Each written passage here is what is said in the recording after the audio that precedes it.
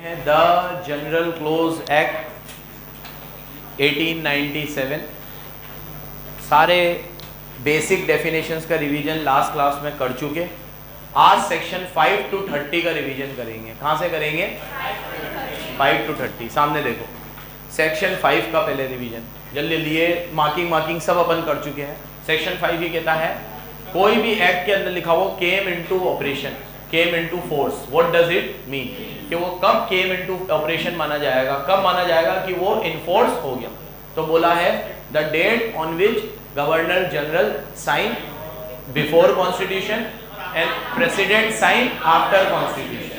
ठीक है, जिस दिन वो कॉन्स्टिट्यूशन आने के बाद प्रेसिडेंट के साइन हो या जीजी के साइन हो, if the date is not mention in act. लेकिन यहाँ पे ये भी लिखा हुआ था कि अगर किसी इनेक्टमेंट में कोई डेट लिखी हुई है तो वो उस डेट से माना जाएगा। जैसे आज मान लो कोई एक्ट 2015 में आया, लेकिन लिखा हुआ है कि वो एप्लीकेबल 2017 से होगा, फिर जीजी के साइन से मतलब नहीं है, फिर वो एप्लीकेबल कब से होगा? 2017, क्योंकि ऑफिशियल गैजेट में लिखा हुआ है कि उसकी डेट कब है? 2017। ठीक है, जैसे आज कोई मॉल स्टार्ट हुआ, कोई मॉल में अक्सर ऐसा होता है कि वो थोड़े नॉन ऑपरेशनल वे में चलने लग जाते हैं, लेकिन उनकी इनॉग्रेशन डेट थोड़ी आगे की होती है। तो मतलब फिर वहाँ पे आप ये मान लो कि कुछ भी, भले वो चालू हो गया, लेकिन आप उसमें कुछ भी सेल परचेज वगैरह नहीं कर सकते, क्योंकि अभी तक उसका ऑफिशियल इनॉग्रेशन नहीं हुआ। ठीक है, लेकिन अगर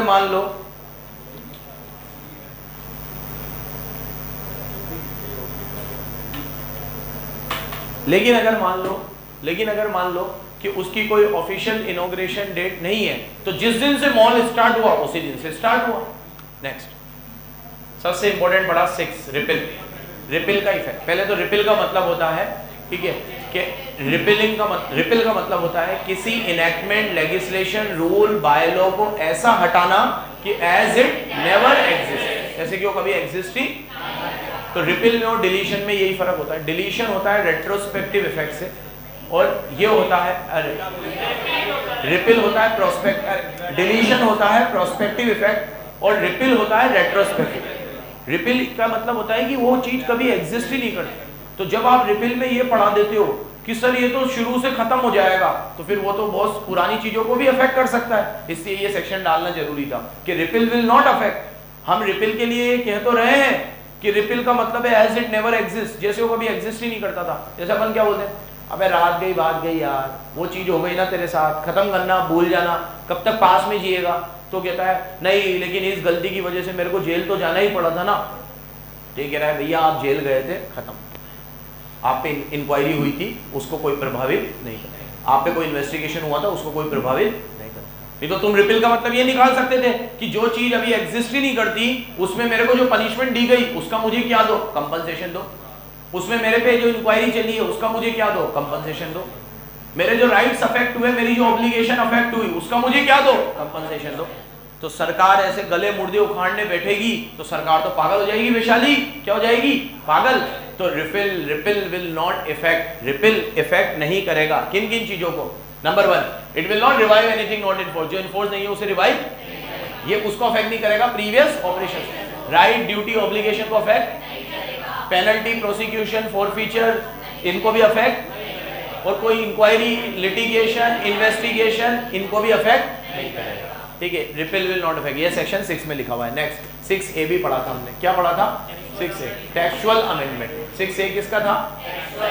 मेरी तरफ देखो, अगर कोई एक्ट जो रिपिल हो चुका है उसकी वजह से कोई टेक्सुअल अमेंडमेंट हुआ था किसी दूसरे एक्ट में, तो अनलेस डिफरेंट इंटेंशन अपीयर्स, वो टेक्सुअल अमेंडमेंट रिपिल होने की वजह से अफेक्ट नहीं होगा। जैसे कंपनीज एक्ट की वजह से कोई अमेंडमेंट आया था फेमा में, कंपनीज एक्ट रिपिल हो गया और फेमा में अभी तक उसके बारे में कुछ नहीं है, तो फेमा में वो अमेंडमेंट चलता रहेगा, भले कंपनीज एक्ट क्या हो गया है?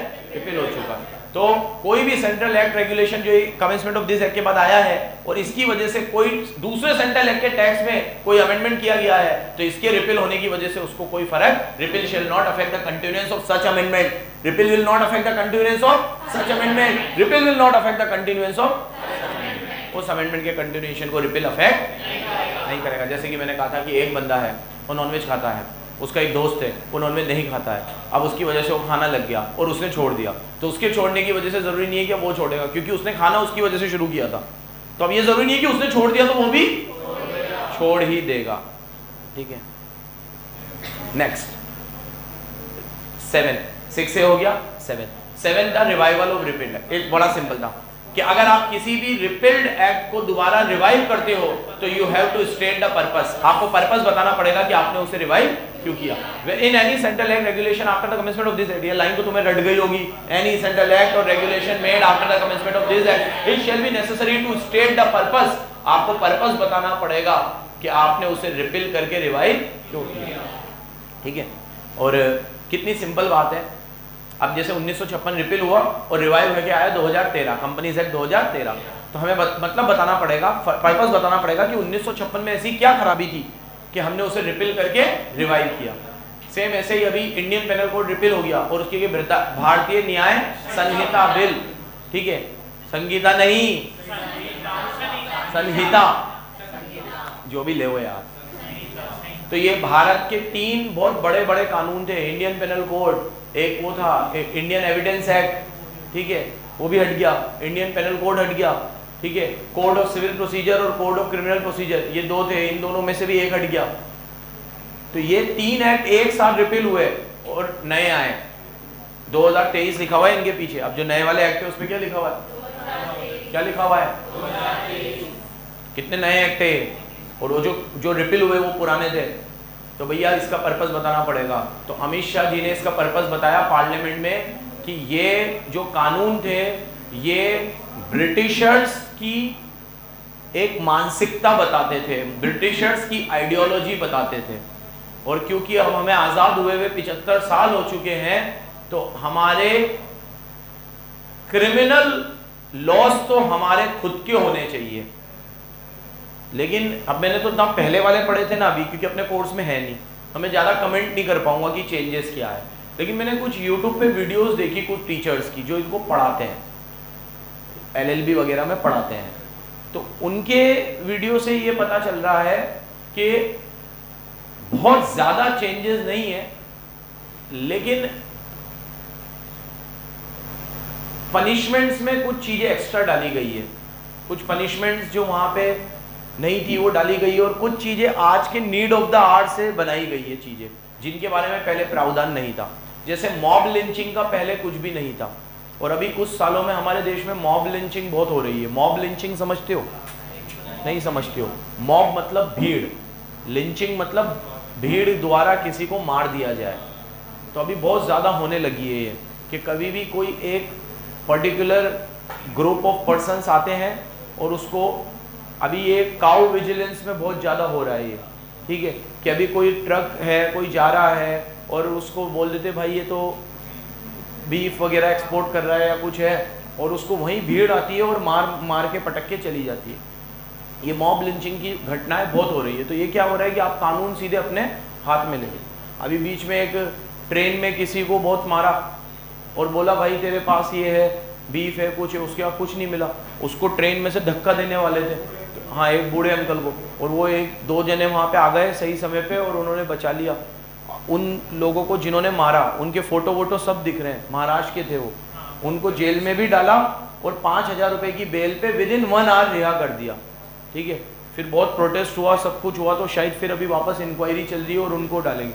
तो ये बहुत नीड ऑफ द आवर था कि मॉब लिंचिंग का भी कोई कानून बने। लोग ऐसे भीड़ इकट्ठा, क्योंकि ऐसा कहते हैं कि भीड़ का कोई चेहरा नहीं होता, तो भीड़ में किसी को मार दिया तो फिर मार ही दिया उसने, बोलो भीड़ ने मारा है ये तो इसलिए इसके अंदर एक कानून डाला गया है जो पहले आईपीसी में नहीं था, ठीक है। तो ऐसे कुछ एक, मैंने फिर बोल रहा हूँ, पढ़े नहीं है ये एक्ट, ये तो बस मैंने यूट्यूब पे एक वीडियो देखा, उस वीडियो के बेस पे मैं जरा, ये होता है कि जब तक मैं खुद ना पढ़ लूँ तब तक मैं ज़्यादा कुछ बोल नहीं पढ़ सकता। तो पुराने वाले ही नहीं पढ़े थे, तो अब नए वाले पढ़ूंगा तो कंपैरिजन ड्रॉ नहीं कर पाऊंगा कि क्या फ़र्क था। बस ये इतने से बता रहा हूँ कि अमित शाह जी ने पर्पस ये बताया कि भैया, बोलता है ना ये टू स्टेट द पर्पस, आपको पर्पस बताना पड़ता है। पर्पस ये बताया कि ये ब्रिटिशर्स की मानसिकता को दिखाता था, ये ब्रिटिशर्स की आइडियोलॉजी दिखाता था। हमें हमारे खुद के कानून चाहिए थे, तो ये हमें 75 सालों में कर लेना चाहिए था, लेकिन हम आज कर रहे हैं, ये उन्होंने कहा। तो बस अब ये पर्पस से आप एग्री हो तो एग्री हो, नहीं हो तो नहीं हो। सरकार का काम था पर्पस बताना, उन्होंने पर्पस बता दिया, you have to state the purpose. Next section 8, 5 हो गया, 6 हो गया, 6A हो गया, 7 हो गया, 8 सामने सामने देखते रहना, रिवीजन आपका हो रहा है please. Construction of references in repeal enactment. देखो कभी कोई एक्ट रिपील हुआ और रिपील होके रिवाइव हुआ, और जो एक्ट रिपील हुआ है उसका कोई रेफरेंस किसी और एक्ट में दिया गया था, तो वो रेफरेंस अब रिवाइव वाले एक्ट से लिया जाएगा। जैसे इनकम टैक्स एक्ट में लिखा हुआ था कि net profit, book profit in PGBP will be calculated as per companies act 1956। तो अब आप इसको ऐसे पढ़ोगे, book profit will be calculated as per companies act 2013। तो जहां जहां पे रिपील्ड एक्ट के रेफरेंसेस लिए गए हैं वहां अब रिवाइव्ड एक्ट के रेफरेंसेस लिए जाएंगे। अगर रिपील्ड एक्ट का कोई रिवाइव्ड एक्ट आ चुका है, नहीं तो कैसे लोगे, नहीं तो कैसे लोगे, समझ गए? सेक्शन 8 में और सेक्शन 6A में क्या फर्क है?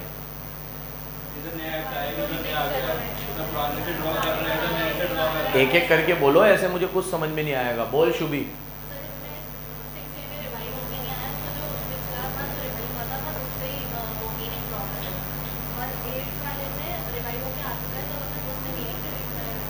ठीक है, और तू भी कुछ बोल रहा था? यही था। और कुछ? एक और फर्क देखो, 6A में ये बोला जा रहा है कि इस एक्ट की वजह से इसमें अमेंडमेंट आया था, तो अब ये अमेंडमेंट चालू रहेगा। इस एक्ट की वजह से आया था, लेकिन इस एक्ट का कोई रेफरेंस नहीं है यहाँ पे। इस एक्ट की वजह से इधर अमेंडमेंट आया था, तो वो टेक्सुअल अमेंडमेंट अभी भी चालू। 8 में तो बोल रहा है कि इस एक्ट में इस एक्ट का रेफरेंस था बराबर, कि आप इसको प्रॉफिट निकालो तो कंपनी एक्ट के हिसाब से निकालो, लेकिन वो कंपनी एक्ट अब एग्जिस्ट नहीं करता, उसके मतलब दूसरा आ गया है, तो दूसरे वाले से आप उसका मतलब ड्राइव करोगे। तो ये दोनों में फर्क है। देखो, वेयर एनी सेंट्रल एक्ट और regulation made after the commencement of this act repeal and re enact, अगर रिपील होके वो री एनेक्ट होता है, तो भले विद मॉडिफिकेशन हो या विदाउट मॉडिफिकेशन, कैसे भी हो, तो any provision of former enactment reference in any other enactment, किसी और इनेक्टमेंट में उसका रेफरेंस दिया गया है, तो अनलेस डिफरेंट इंटेंशन अपीयर्ड, जब तक कोई डिफरेंट इंटेंशन नहीं है, construe as reference to the provision so enacted. मतलब पुराने वाले एक्ट का जो रेफरेंस वहां पे लिया गया था, अब नए वाले एक्ट से वही रेफरेंस लिया जाएगा। एग्जांपल आई होप आपने लिख रखे होंगे, और इसमें यही एग्जांपल दिया है कि इनकम टैक्स एक्ट में लिखा हुआ है कि बुक प्रॉफिट आपको निकालना है कंपनीज एक्ट 1956, तो अब आप उसको ऐसे कंस्ट्रू करोगे कि बुक प्रॉफिट निकालना है एज पर कंपनीज एक्ट 2013। तो references of revived act will be taken instead of repealed act. Repealed act की जगह आप कौन से रेफरेंसेस लिए जाएंगे? Revived act in any other act, किसी और एक्ट में। सुन रहे हो बराबर?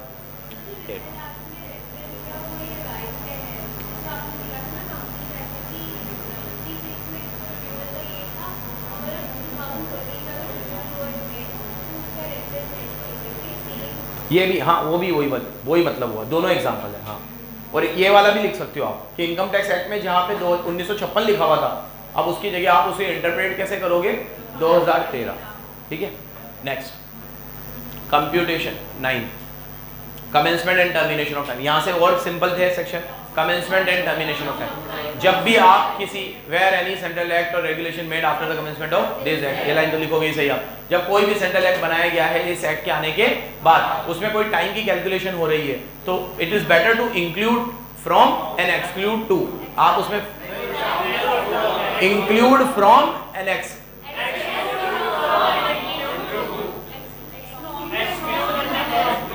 हाँ सॉरी, फ्रॉम को एक्सक्लूड करना है और टू को इंक्लूड करना है। तो अगर मान लो 30/9 को एजीएम हुई और बोला एजीएम होने के 30 दिन में डिविडेंड देंगे, तो अब 30/9 से एजीएम हुई है, तो 30/9 को एक्सक्लूड करो, फ्रॉम को एक्सक्लूड करो और 1 से शुरू करो। अब 1 2 3 ऐसे करके 30 दिन हो गए 30 तारीख को, तो 30 को इंक्लूड करो और ये वाले 30 को और ये वाले 30 को इंक्लूड करो।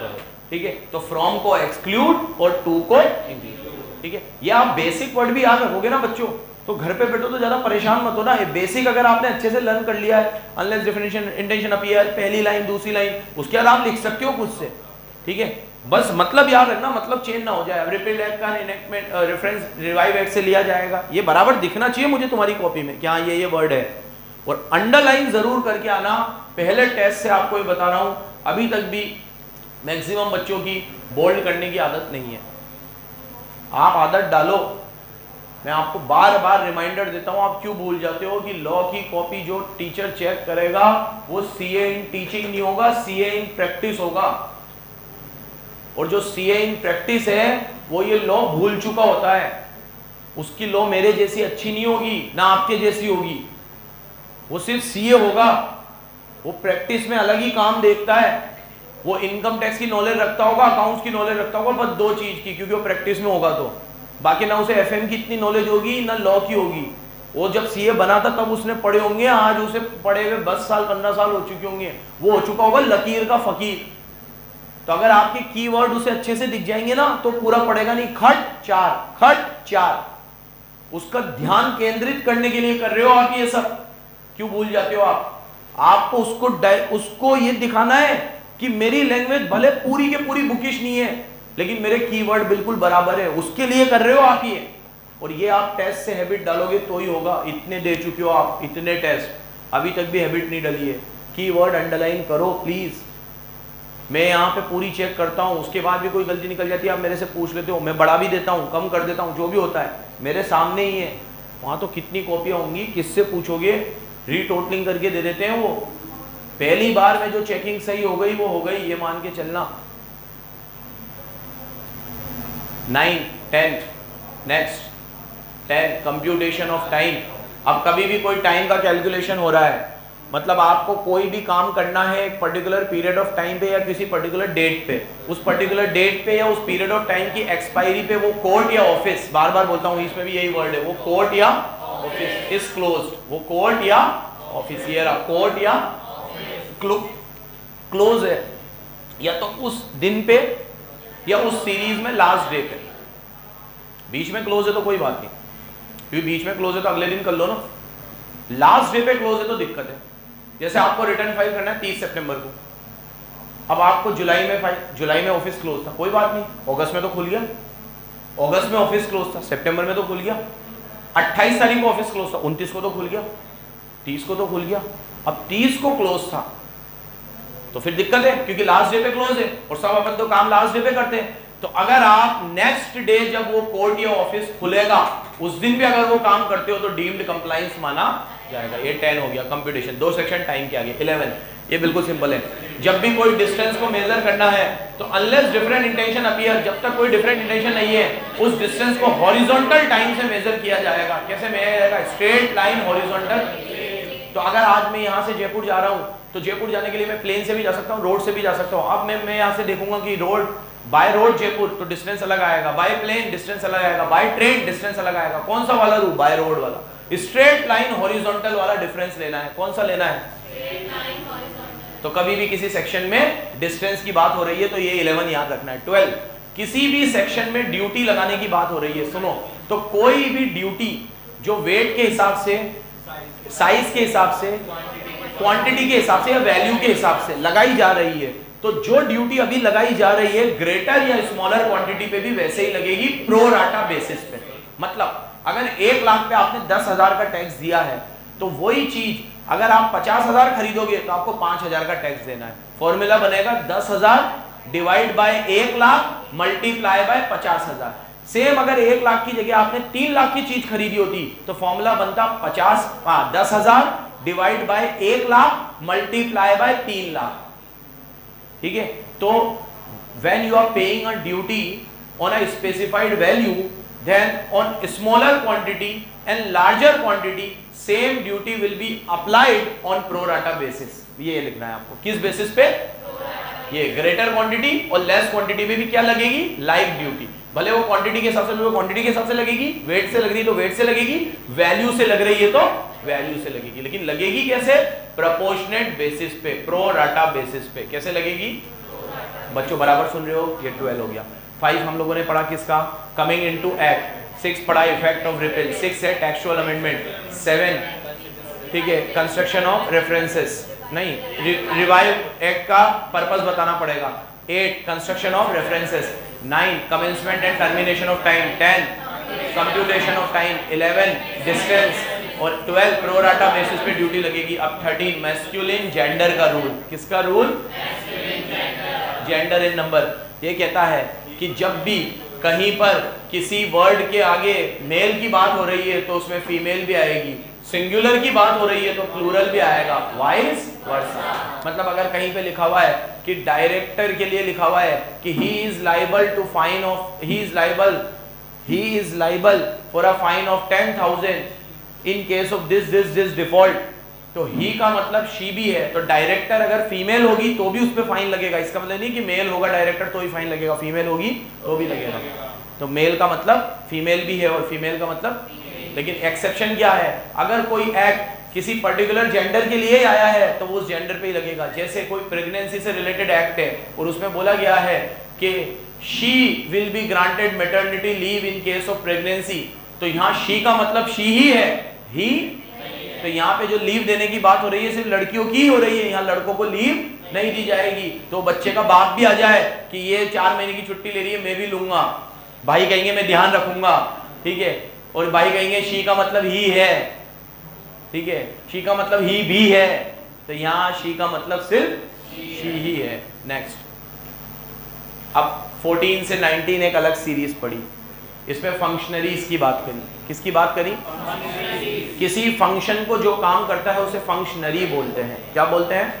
प्लीज बच्चों आज पूरा रिवाइज करना है, एकदम एक्टिव बैठना। 14 पहले अपन लोगों ने बोला था कि अगर power confirm to be exercise from time to time, सामने जब भी किसी एक्ट में किसी फंक्शनरी को कोई पावर दी गई है कोई भी काम को करने की, लेकिन ये नहीं बताया कि वो पावर कब यूज करेगा, तो he will use that power from time to time as occasion arise. ये लाइन आपको बराबर याद रखनी है, as occasion arise unless different intention appear. मैंने यहाँ पे अगर मान लो एक फंक्शनरी है जिशान भैया जिसका फंक्शन है फाइनेंस, तो अब मैंने उनको ये नहीं बोला कि वो फीस कलेक्शन कब करेंगे, बस ये बोला है कि फीस कलेक्शन जिशान भैया करेंगे, तो ये फंक्शन मैंने उनको दिया है, तो वो इस पावर को टाइम टू टाइम यूज कर सकते हैं। जैसे वो करते हैं कि फर्स्ट इंस्टॉलमेंट के टाइम पे, सेकंड इंस्टॉलमेंट, सब उन्हें पता है किस क्लास के किस बच्चे को कब बुलाना है, क्या करना है, कैसे कॉल करना है, एवरीथिंग हमने तो उन्हें पावर दे रखी है। And he knows where to use the power as occasion arise. Number 15, 14 हो गया। Number 15, power to appoint include power to appoint ex officio. अगर आपको किसी भी कानून में ये पावर दी गई है कि आप किसी पर्सन को अपॉइंट कर सकते हो, तो आप वो अपॉइंटमेंट बाय पर्सन भी कर सकते हो और बाय एक्स ऑफिशियो पर्सन भी कर सकते हो। बाय एक्स ऑफिशियो मतलब होता है by post, by virtue of post. जैसे मुझे कहा गया है कि आप नीति आयोग का चेयरमैन सिलेक्ट करोगे, तो मैं ऐसे भी बोल सकता हूं कि नीति आयोग का चेयरमैन मिस्टर नरेंद्र मोदी जी होंगे, या मैं ऐसे भी बोल सकता हूं नीति आयोग का चेयरमैन, नीति आयोग के chairman prime minister of India होंगे, तो प्राइम मिनिस्टर ऑफ इंडिया अपने आप मोदी जी होंगे। लेकिन अगर फॉर द टाइम बीइंग कुछ समय के लिए अमित शाह बन गए प्राइम मिनिस्टर, तो वो power will rest with Amit Shah, क्योंकि हमने कहा है कि भैया हम एक्स ऑफिशियो को भी अपॉइंट कर सकते हैं। तो अगर मुझे पावर दी गई है किसी को अपॉइंट करने की, तो I can appoint that person by name और by ex officio post. Next 16, ये सिंपल था। If you have power to appoint, you have power to amend, power to suspend, power to dismiss. अगर आपको किसी बंदे को अपॉइंट करने की पावर है, तो व्हाट ऑब्वियस है कि आपको उसे डिसमिस करने की भी पावर है। जो उसके पास बनाने की पावर है, उसके पास बिगाड़ने की भी पावर है। जो आपको बना सकता है, वो आपको बिगाड़ भी सकता है। ठीक है। Power to appoint include power to suspend and power to dismiss. जिसके पास अपॉइंट करने की पावर है, उसके सस्पेंड और डिसमिस करने की भी। शुरू कैसे करोगे लाइन को? Where any act, where any central act और regulation made after the commencement of this act, any person has been given a power to appoint some person, then that power will include power to dismiss और suspend such person unless different intention. क्या बात है। Next 17, 18 एक साथ पढ़ा था हमने। 17, 18 एक ही जैसे हैं ऑलमोस्ट। देखो, सब्स्टिट्यूशन ऑफ फंक्शनरी। पहले तो मैंने आपको कहा था फंक्शनरी का क्या मतलब होता है, जो एक पर्टिकुलर फंक्शन को परफॉर्म करता है, वो कौन कहलाता है? फंक्शनरी। जैसे फाइनेंस मेरा फंक्शन है, उसे परफॉर्म करे जिशान भैया, तो वो हो गए फंक्शनरी। तो फंक्शनरी को जब मैं सब्स्टिट्यूट करूंगा, तो आप जब भी किसी फंक्शनरी को सब्स्टिट्यूट करते हो after the commencement of this act, इस एक्ट के आने के बाद, तो आप उसके कोई काम बताने के लिए, for the indicator of application of a law, कोई लॉ बताने के लिए, कोई काम बताने के लिए आप सिर्फ उसका ऑफिशियल टाइटल बता दो, तो बाकी वो खुद समझ। जैसे मैं कह दूं कि भैया आपको फाइनेंस संभालना है, तो फाइनेंस में जितनी भी चीजें ज़िशान भैया संभालते थे, अपने आप जो उनकी जगह आएगा वही संभालेगा। मुझे सिर्फ फाइनेंस बोलना है, पूरा जॉब डिस्क्रिप्शन देने की जरूरत। मैं आपको ये बोलूंगा, आज से आप चीफ मिनिस्टर, कल अरविंद केजरीवाल जी ने अनाउंस किया है कि भैया हम 2 दिन में दिल्ली के सीएम से पद से इस्तीफा देंगे, ठीक है। अब वो इस्तीफा देंगे, कल परसों में कोई नया सीएम बनेगा, जो भी नया सीएम बनेगा वो अपने आप उस फंक्शनरी को सब्स्टिट्यूट करेगा। जो काम केजरीवाल के हाथ में थे, जो पोर्टफोलियो उनके हाथ में थे, वो पोर्टफोलियो अपने आप नए सीएम के हाथ में आ जाएंगे, ठीक है। उन्होंने तरीक ये दिया कि भैया मेरा जो केस है वो सुप्रीम कोर्ट में चल रहा है, मुझे अभी बेल मिल गई है। अब भैया ये लोग मेरे से कह रहे थे कि रिजाइन करो, तो मैं जेल में से रिजाइन नहीं करना चाहता था, आज मुझे बेल मिल गई है। अब मैं इस कुर्सी पे दोबारा बैठूंगा कि नहीं बैठूंगा, ये आने वाले इलेक्शन बताएंगे। मतलब अभी दिल्ली के इलेक्शन अगले साल के लिए ड्यू है, तो फैब में होंगे अगले साल, तो अभी चॉइस है। तो उन्होंने अभी रिजिग्नेशन दिया है कि अब मैंने रिजिग्नेशन दे दिया है, अब फैब में वापस इलेक्शन है, देखते हैं। पब्लिक वैसे भी डेमोक्रेसी में सब कुछ पब्लिक ही होती है, पब्लिक दोबारा वोट देती है, पावर में लाती है, तो मतलब पब्लिक को इस पॉलिसी जो स्कैम का है कि एक्साइज पॉलिसी में कुछ हुआ है गड़बड़, लिकर पॉलिसी में, तो उनको वोट नहीं मिलेंगे, जो भी होगा, तो फिर वो हट ही गए हैं, हटे हुए रहेंगे। और अगर मिल जाते हैं, मतलब पब्लिक ने उन्हें फिर चुना है, तो फिर वो बनेंगे, ठीक है। अच्छा डिसीजन है कि अभी फॉर द टाइम बीइंग तो हट गए, क्योंकि जब तक एलिगेशन है तब तक, और इसके लिए नहीं रुक सकते कि कोर्ट का केस कब आए, सुनवाई कब होगी, क्योंकि नेताओं के केस इतनी जल्दी खत्म, किसी भी नेता के केस तुम देख लो एकदम फास्ट ट्रैक पे सुनवाई। कितने ऐसे नेता आज पार्लियामेंट में, संसद में बैठे हुए हैं जिनके ऊपर कोई ना कोई केस है। 55% नेता हमारे दागी है, ADR की रिपोर्ट के according, association of democratic reform, ADR। ये एसोसिएशन ऑफ डेमोक्रेटिक रिफॉर्म एक NGO है जो डेटा कलेक्ट करता है, जो एकदम निष्पक्ष है, तो वो देखता है कि किस किस नेता के खिलाफ कौन से केस है, और फिर वो पब्लिश करता है इसको। तो ये एसोसिएशन ऑफ डेमोक्रेटिक रिफॉर्म की रिपोर्ट के अकॉर्डिंग पार्लियामेंट के 55% के अराउंड जो MPs है, उनके ऊपर कोई ना कोई क्रिमिनल केसेस चल रहे हैं, कोई ना कोई किसी पे। तो अब ये फास्ट ट्रैक पे हो तो पता चले, लेकिन ये तो अब चलते जब तक तो उनका टेन्योर भी खत्म हो जाएगा। चलो नेक्स्ट, इसमें हाँ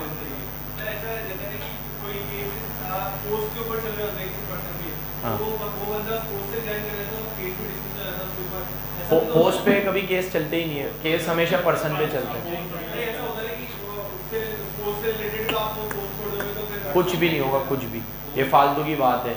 ये कल आ रहे थे ऐसे मैसेज कि इन्होंने इसलिए CM पद छोड़ा है कि इन पे केस हट जाएगा। कद्दू भी नहीं हटेगा। कानून की जिसको बेसिक भी जानकारी है वो इतना समझता होगा कि उस पे जो केस है वो चलते रहेंगे, भले वो रिजाइन करे या कुछ भी करे। जब CM रहते हुए ही केस चल गया तो रिजाइन होते हुए नहीं चलेगा, या इतनी अकल तो होनी चाहिए। रिजाइन होते ही तो I am just ordinary person, अब तो और चलेगा, जब कुर्सी पे तो तभी जेल चले गए। चलो next, substitution of functionary, successor की बात करते हैं। ये भी वही चीज है कि आपका सक्सेसर, आप जब किसी फंक्शन को परफॉर्म कर रहे होते हो तो आप हो गए प्रेडिसेसर, आपने वो जॉब छोड़ दी, अब आपका सक्सेसर आएगा, तो सक्सेसर को भी प्राइमा फेसी वही वर्क करने जो आप कर रहे हो। जैसे एक थानेदार, उसका रिजाइन वो हो जाता है, पोस्टिंग चेंज हो जाती है, तो नया थानेदार आता है, तो वो वही रोटेशनरी वर्क करता है जो उसके पहले वाला कर रहा है, अनटिल एंड अनलेस कि उसे कुछ कम या ज्यादा करने को ऊपर से ऑर्डर आया है। अगर वो कहते ना भाई साहब मेरे पहले यही तो होता था यार, जो वो होता था वही मैं भी कर रहा हूं, मैंने नया क्या किया, ठीक है। तो ऐसा ही होता है, ऐसा ही होना चाहिए, ठीक है। देखो, इन any central act it shall be sufficient for purpose of indicating the relation of a law. अगर मुझे कोई लॉ का रिलेशन आपके ऊपर बताना है, सक्सेसर पे बताना है, तो मैं सिर्फ express its relation to the functionary, मैं आपको सिर्फ ये बता दूंगा कि ये फंक्शनरी में ये काम होते थे, ये रिलेशन में बता दूंगा, तो सक्सेसर अपने आप समझ जाएगा कि जो फंक्शनरी काम कर रही थी वही काम अब मुझे भी करना है। अलग से मुझे कुछ भी उसको जॉब प्रोफाइल समझाने की जरूरत, तो ये 17, 18 एक तरीके से एक ही बात को कह रहे हैं, ठीक है। नेक्स्ट 19, बड़ा गंदा है ये 19, जो rules regulation law official chief के ऊपर लगते हैं, सुपीरियर पे, वही उसके सबऑर्डिनेट पे लगेंगे अगर सबऑर्डिनेट सुपीरियर की कैपेसिटी में काम कर रहा है। मतलब अगर कोई लॉ CA पे लग रहा है और वो ऑडिट करने नहीं जाता, आर्टिकल को भेज देता है, तो आर्टिकल पे भी वही लगेगा लॉ जो उसके सीए पे लगता है, ये गलत है। लेकिन इसमें आप ये भी लिखना अनलेस डिफरेंशियल इंटेंशन अपीयर, लिखा हुआ भी है। अगर कोई और कानून है, जैसे सीए एक्ट में ऐसा नहीं है, सीए एक्ट में जो पेनल्टी सीए पे है वो आर्टिकल पे नहीं है, क्योंकि आर्टिकल तो सीखना है, आप उसे बलि का बकरा बना के उसकी पिक्चर नहीं बना सकते। तो भले वो ऑडिट करने गया और उससे गलती भी हुई, लेकिन वो गलती आपसे हुई है ऐसा माना जाएगा। ये एक सीरीज और खत्म हुई 14 से 19, अब एक सीरीज और आएगी 20 से 24, फिर मिसलीनियस है। सुन रहे हो बराबर? ठीक है, बराबर सुन रहे हो? 20 से 24। नेक्स्ट, ये भी बहुत बढ़िया सीरीज थी, construction of orders issued under enactment. देखो, अगर इसमें आपको 4-5 पहले कॉमन वर्ड याद करने, बार बार आएंगे। Notification, order, rule, by law, scheme, form. 6 notification, order, rules, by law, scheme, form. Very good. तो अगर इस एक्ट के आने के बाद कोई भी notification, rule, by law, scheme, order issue होते हैं तो उनमें जो टर्मिनोलॉजी यूज की गई है उसका सेम मीनिंग होगा जो रेस्पेक्टिव एक्ट में है। जैसे कंपनीज एक्ट में प्रमोटर का मतलब समझा रखा है, अब कंपनीज एक्ट के कोई रूल आए और उस रूल में भी प्रमोटर लिखा हुआ है, तो promoter shall have same meaning as given in companies act. आप उसका मीनिंग फिर कहीं और से ड्राइव नहीं कर सकते। क्लियर? ये लिखा हुआ है सेक्शन 20 में। नेक्स्ट 21, बराबर सुन रहे हो? बराबर सुन रहे हो? ठीक है, तो आप इसको कैसे लिखोगे? 20 को कैसे लिखोगे? फिर any scheme, notification, order, rule, by laws और form issued after the commencement of this act have some word, ठीक है, उसके अंदर कोई वर्ड है, then the meaning of such word will be derived from their respective act। उसका meaning कहां से ड्राइव किया जाएगा? unless something else has been given with regard to that word। अगर उस वर्ड से रिलेटेड कुछ एक्स्ट्रा चीज उस रूल में ही लिखी हुई है तो फिर वैसे बोला है नहीं, प्रमोटर का मतलब वो मत लेना जो एक्ट में है, प्रमोटर का तो हम जो बोल रहे वो लेना, तो फिर वो लेना। स्पेसिफिक प्रोविजन ओवरराइड करते हैं जनरल प्रोविजन। फाउंडेशन से एक बात बता रहा हूं, हमेशा स्पेसिफिक प्रोविजन ओवरराइड करेंगे किसको? जब कोई स्पेसिफिक लिखा हुआ है तो स्पेसिफिक, नहीं तो फिर जनरल। 20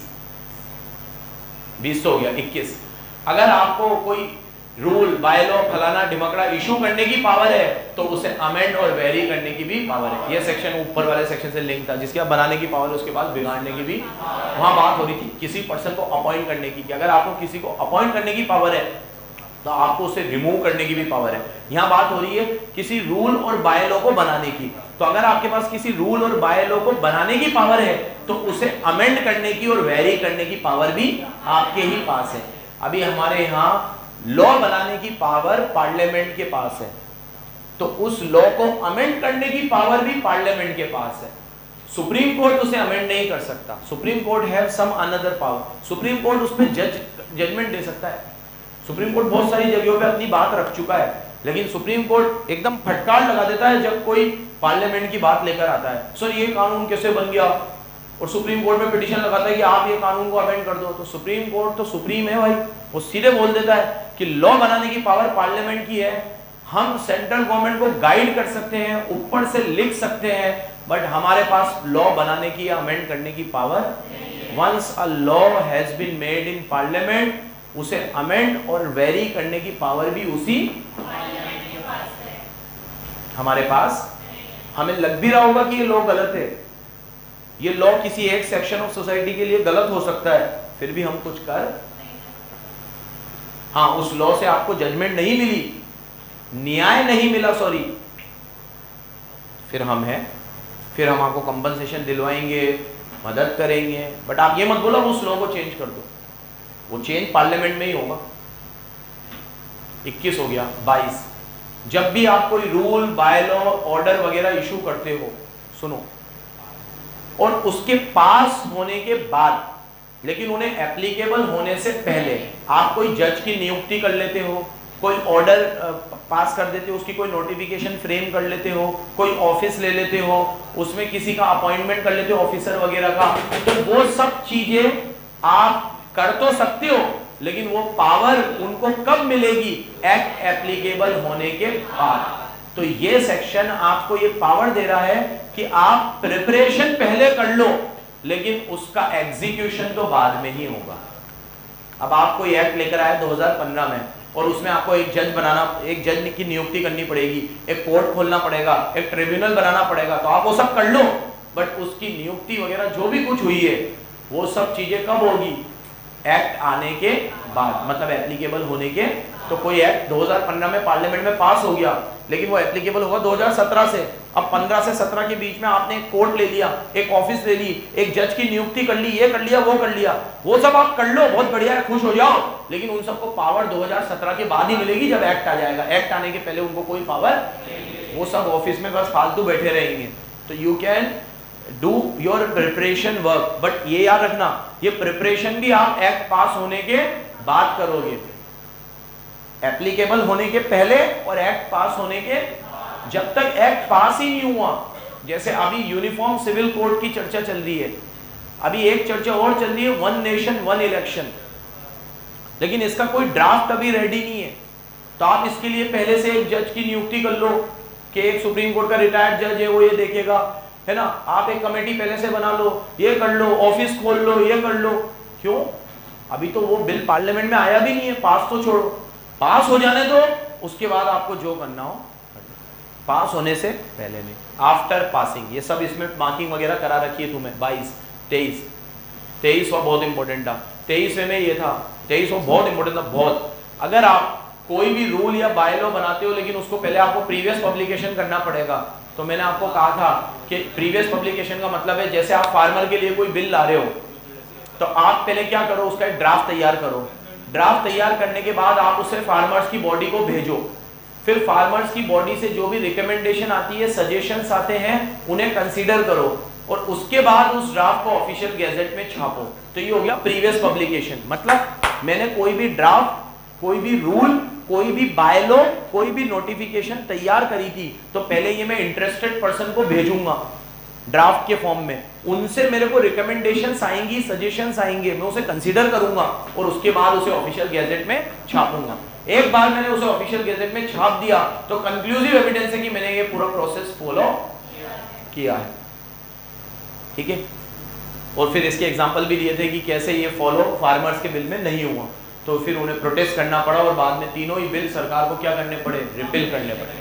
अब ये इतना झमेला ना होता अगर ये इस सेक्शन को फॉलो कर लेते कि वो फार्मर से रिलेटेड बिल थे, किसी से मत पूछो, तुम तो अपोजिशन पार्टी गई तेल लेने, मत पूछो अपोजिशन पार्टी से ही मत पूछो। हालांकि एक हेल्दी डेमोक्रेसी में तो अपोजिशन पार्टी से भी पूछना चाहिए, उनको भी अपने अंदर इंक्लूड करना चाहिए, मत करते उनको भी, सिर्फ जो फार्मर्स की बॉडी है उनको ये बिल दिखा देते कि हम आपके इंटरेस्ट के लिए बिल ला रहे हैं, फिर ऑफिशियल गैजेट में छाप देते, तो इतना बखेरा नहीं। लेकिन यही एलिगेशन गवर्नमेंट पे लगे कि उन्होंने गवर्नमेंट फार्मर्स को भी कम से कम कॉन्फिडेंस में नहीं लिया जिनके लिए ये बिल लाए गए। आज कोई टेलीकॉम अथॉरिटी का बिल है तो ट्राई से तो कम से कम पूछ ही लो, स्टॉक एक्सचेंज का बिल है तो सेबी से, तो आईसीएआई से रिलेटेड सीए का बिल है तो कम से कम आईसीएआई से तो पूछ ही लो। कंसर्न बॉडी को कॉन्फिडेंस में ले लो, बढ़िया रहता है। ये इधर है 24, कोई भी ऑर्डर वगैरह इशू हुए हैं रिपील ऑर्डर में, और अब वो एक्ट रिपील होने के बाद री इनेक्ट हो गया, तो वही ऑर्डर री इनेक्टेड एक्ट पे भी लग जाएंगे। 24, जैसे अभी आज मान लो कंपनीज एक्ट रिपील हो गया, अब कंपनीज एक्ट के कोई ऑर्डर अभी भी चल रहे थे तो वो अब एप्लीकेबल नहीं होंगे, लेकिन जैसे ही कंपनीज एक्ट रिपील हो गया, रिवाइड हुआ, तो वो सारे ऑर्डर भी रिवाइड हो जाएंगे, उनमें भी जान आ जाएगी। पहले उनमें जान, क्योंकि एक्ट तो रिपील हो गया था, लेकिन अब रिपील हो गया। लेकिन अगर रिवाइव्ड एक्ट में उन ऑर्डर को रिपील करने की बात की गई है कि हम नए ऑर्डर देंगे, नई नोटिफिकेशन देंगे, तो नई वाली लगेगी फिर। लेकिन कुछ नहीं बोला गया तो पुराने वाले एक्ट के ऑर्डर ही अभी भी एप्लीकेबल, पुराने वाले नोटिफिकेशन अभी भी एप्लीकेबल। ये सब कब होगा? जब पुराना वाला ऑर्डर रिपील हो चुका है और उसकी जगह नया वाला एक्ट आ चुका है। ये कर लोगे तुम लोग अब? इसका तो एक ही छोटा सा लेक्चर है, 25 से 30। फाइन की रिकवरी जल्दी जल्दी बता देता हूं। अगर 2 एक्ट में आपके ऊपर फाइन लगाया गया है तो 1 offence can not be punish for twice. एक ऑफेंस के लिए आपको 2 बार पनिशमेंट, अरे नहीं, अच्छा वो 26 से, सॉरी 25 में लिखा हुआ है कि अगर किसी भी एक्ट में आपको फाइन लगाया गया है तो वो फाइन की रिकवरी होगी कोड ऑफ क्रिमिनल प्रोसीजर के 63 से 70 और इंडियन पेनल कोड के 63 से 70 सेक्शन के अकॉर्डिंग। मतलब आप पे कोई फाइन लगाया गया है तो वो फाइन की रिकवरी कैसे होगी आपसे? जैसे आईपीसी की धारा 63 से 70 में लिखा गया है, वैसे आपकी फाइन की रिकवरी की जाएगी। फिर अगर आपके ऊपर कोई ऑफेंस के ऊपर आपको पनिश किया गया है तो एक ऑफेंस के लिए you can not be punish twice for same offence. लेकिन दो एक्ट में दो अलग अलग ऑफेंस है, जैसे टैक्स की चोरी करना तो जीएसटी की भी चोरी है और इनकम टैक्स की भी चोरी है, तो जीएसटी में अलग प्रोसीडिंग चलेगी, इनकम टैक्स में, क्योंकि ये सेम ऑफेंस नहीं है, ये दोनों में अलग अलग ऑफेंस है। ठीक है, सेम ऑफेंस की बात हो रही है। 27 पोस्ट से अगर कोई चीज भेजी जाएगी तो तीन चीजें देखनी है, एक तो प्रॉपर्ली एड्रेस्ड हो, प्रीपेड हो और रजिस्टर्ड पोस्ट से हो। तो अगर मैं कोई भी चीज आपको रजिस्टर्ड पोस्ट से भेज रहा हूँ, प्रीपेड है, पैसे पहले दे रहा हूँ और प्रॉपर्ली एड्रेस करके दे रहा हूँ, तो वो पोस्ट एकदम वैलिड मानी। अब वो पोस्ट आपको मिले या ना मिले, मेरे को इससे कोई लेना देना नहीं। ठीक है, आखिरी के 2-1 सेक्शन तुम देख लेना। ये आपका रिवीजन समाप्त हुआ। धन्यवाद।